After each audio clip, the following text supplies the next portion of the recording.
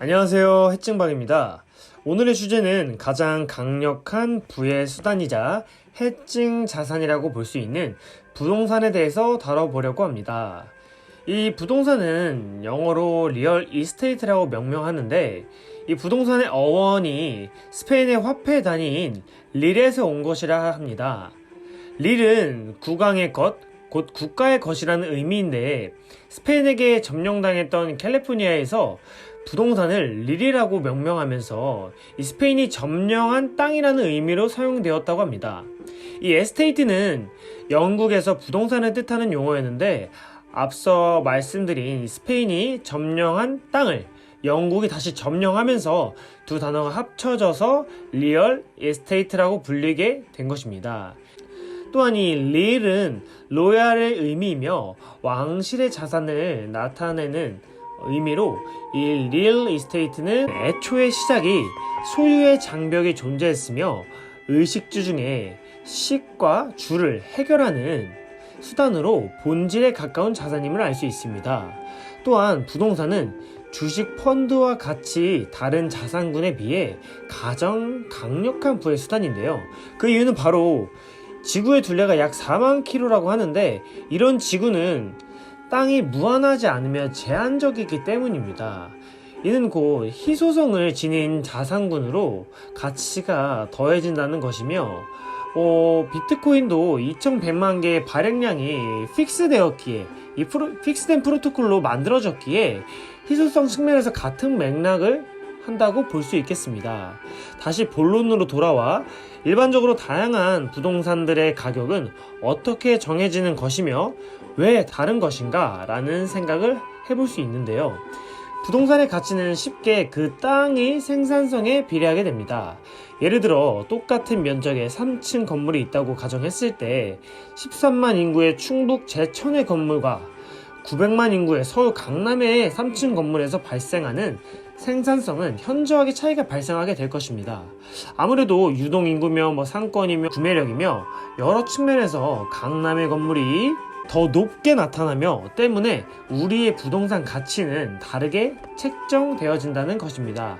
물론 부동산 유형별로 임대 수익형은 금리라는 기준에 의해 그 값이 책정되고, 주택은 수요 공급에 의해 책정되는 등 이 마이크로한, 즉 디테일한 부분이 존재하지만 그 국가의 또는 도시 또는 그 동네의 생산성, 즉 경쟁력에 따라 부동산의 가치가 변하게 되는 것입니다. 그래서 교통이 발전한 곳, 학군이 좋은 곳, 인프라가 발전한 곳, 이런 곳에 따라서 이 가치가 바뀌게 되는 것입니다. 이렇듯 부동산이라는 것은 움직이지 않는, 변하지 않는, 없어지지 않는 절대적인 것이며, 서양에서는 왕실만이 가질 수 있는 특권이었다는 것입니다. 과거의 사람들은 이것을 지키기 위해 그렇게 평생을 거쳐 힘들게 일을 하였고 치열하게 목숨을 걸고 싸우면서 소유하려고 했습니다. 현재도 이것을 쟁취하기 위해 국가끼리도 전쟁을 하고 있고, 또한 우리 개인의 삶도 같은 굴레 속에 있다는 것을 알 수 있는데요. 현재 경제 시스템 안에서도 우리의 삶은 보편적으로 좋은 직장을 얻기 위해, 여기서 좋은 직장이라 함은 많은 임금을 주는 곳이겠죠. 열심히 어렸을 때부터 학업에 치중하고 공부를 해서 30대에 직장을 얻고 가정을 이룬 뒤 40년 장기 집담보대출을 통해서 평생을 집 한 채 사는 굴레 속에 넣고 있습니다.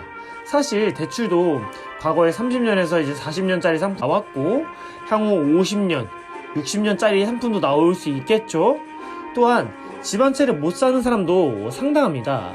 우리나라 자가 보유율이 약 60%라고 하니 10명 중 4명은 세를 살고 있는 상황이라는 건데, 총 세대수가 약 2100만 가구이니 약 800만 가구는 임차의 형태로 주거를 해결하고 있다는 것입니다. 이렇듯 현재 경제 시스템에서 우리는 국가가 설정해 놓은 굴레 속에서 평생 일하며 세금 내고 집값을 갚다가 가는 것이며, 그렇게 다 갚고 자녀에게 증여한다고 하여도 나의 재산을 또 세금이라는 명목하에 약탈당하고 있으며, 이렇게 모범 시민으로 내 집을 갖고 정상적인 삶을 사는 것도 60%에 해당하는 어려운 일이라는 것입니다.